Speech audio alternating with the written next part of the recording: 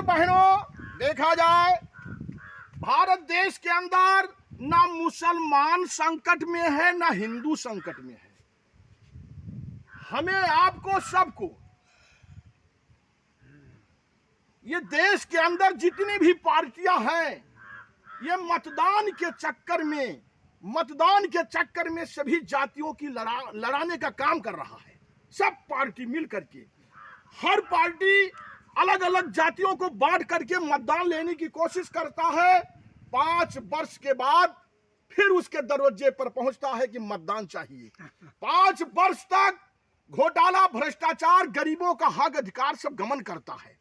भारत देश के अंदर जितने भी लीडर हैं, जितनी भी पार्टियां हैं, उनको देश के लिए सोचना होगा। अब आगे हर तरह से देखा जाए, समय बदल गई, वक्त बदल गया।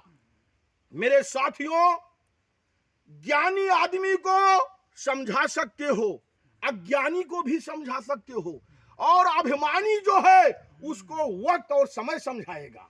तो हर तरह से देश के लिए जितने भी लीडर हैं, इनका कदम आगे बढ़ना चाहिए सच्चाई के तौर पर। और अगर मोदी उल्टी गिनती गिनेगा, जात पात का मतभेद करके आपस में फूट डालेगा, तो जितनी ही पार्टियां हैं अगर देश को नहीं चला पाएंगी तो निर्दलीय पार्टी देश को चलाएगी। कोई ना कोई देश को चलाएगा, और देश को जिस तरह से चलाया जाएगा कि भारत देश के ऊपर कोई भी आक्रमण दूसरा देश नहीं कर सकता है। भारत देश एक सबल देश है।